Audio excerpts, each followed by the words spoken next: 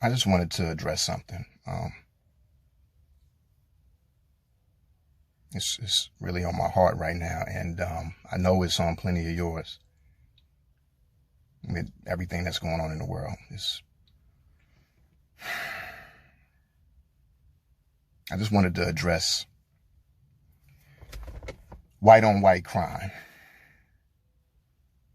You know, it's killing our country. I mean, I don't know if any of you knew these statistics, but did you know about 83% of white victims are victimized by white criminals? Did you know that? I mean, you know, we all know about Columbine and Sandy Hook. We know that they're usually the serial killers. We know that they kill their parents and their spouses for insurance money. There's got to be something that we could do. There's got to be something. And so I figured I'd make this video. Because it's got to stop. We're marching and we're in a pandemic and no one is talking about this. It's insane.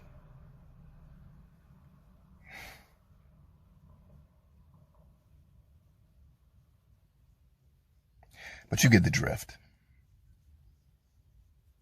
You know, we're marching for equality right now, something that we've been marching in this country for 6 decades for. And we talking Black Lives Matter, and you got people who always want to bring up black on black crime. Right? And we know why they're doing it. They're trying to change the narrative, you know. You know, it's easy to see through it when a white person does it. It's an old right-wing talking point from the 80s when they were doing the whole war on drugs. But when you hear a black person bring it up, it's just like, you coon cat.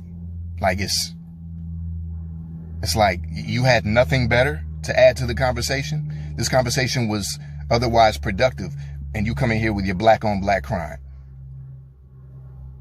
This is something that everyone needs to know and understand. Crime is about proximity. Okay? Proximity. Usually if someone has a crime committed against them, it's someone from their own culture.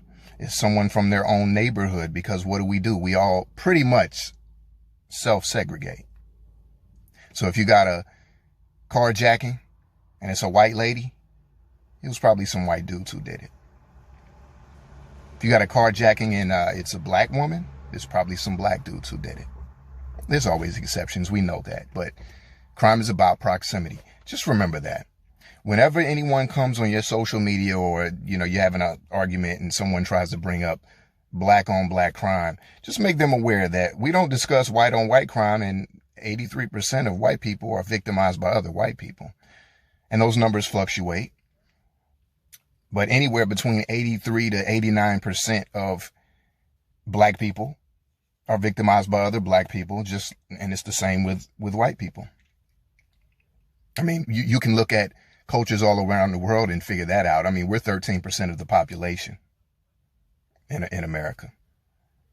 And yeah, our crime rates are a little higher, but, you know, when you talk about poverty, that is what happens. And we have people addressing black neighborhoods, but we have a government that makes it worse. I mean, we can go into that. That's a whole nother story. But, you know, when you've got reports that bags of guns are being found on the streets of Chicago, bags of guns, just bags of guns dropped off in neighborhoods. But whenever you have poverty, you're going to have higher crime rates. That's worldwide. Look up the numbers.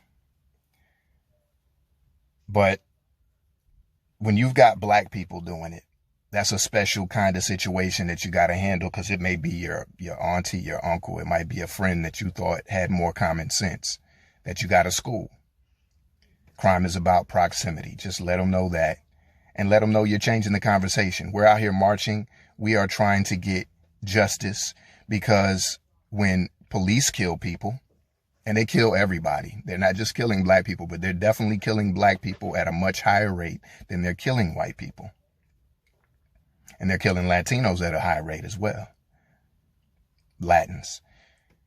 So we're out here marching for that, because the difference there is when a black kid kills another black kid, they get found and they get the book thrown at them. And they usually get beat up before they get to the precinct. Whereas you got Dylan Ruth in my home state, South Carolina. He kills 9 people and they take him to Burger King. You know what I'm saying? So, don't let people change the narrative on you.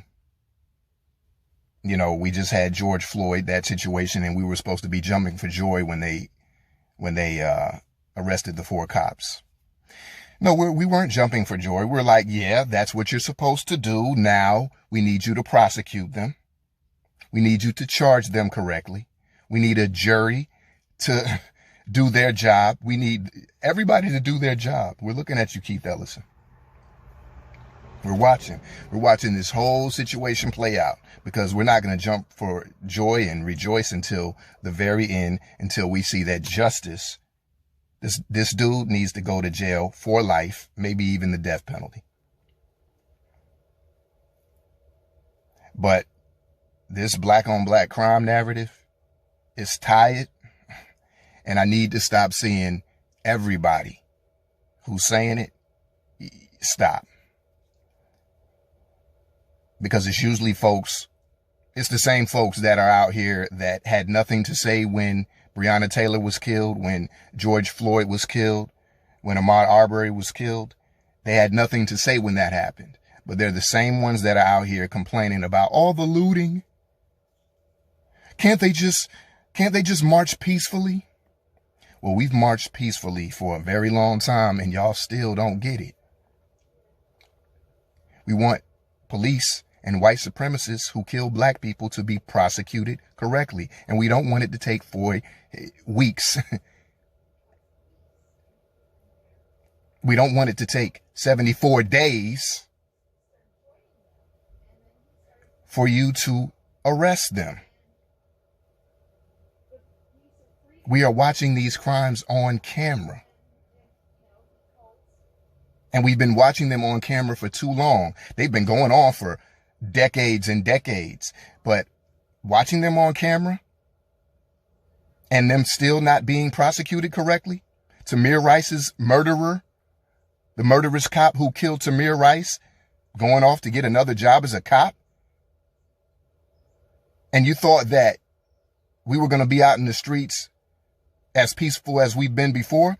Now, most of the marching that we have been doing has been peaceful. But we can't promise it's going to stay that way if major from the ground up changes are made. I'm going to leave you on this. Black people, and maybe some of our white allies as well. Do you ever notice that, there'll be, they'll make a post and they're basically, using the whole black on black crime thing, or they're blaming the victims. And you'll get this whole slew of white people coming out to praise the person who made the post. They just love this post. They're putting hearts all over the place and yes, and jumping for joy for the post. Those people aren't allies, and those are the kind of people that probably will never be allies. Now, props to, we got white allies. I love what I'm seeing in the streets right now. And that's what it's going to take. But these people that love to sit back and praise coons, praise these coon cats, out here talking about black on black crime and blaming the victims. And, did he resist though? He shouldn't have grabbed the taser and all that kind of shit. Like, nah, man. It should be a key to you.